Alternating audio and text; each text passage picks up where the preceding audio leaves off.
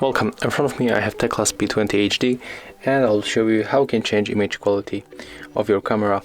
So you have to go for the camera.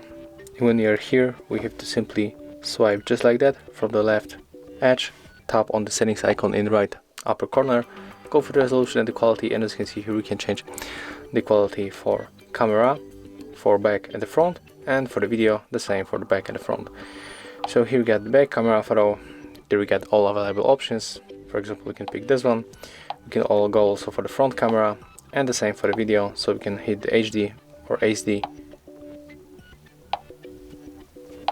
So yeah, that's how we can change it, and that's all. After that you can just simply go back, and if you find this video helpful, remember to have a like, comment, and of course subscribe to our channel.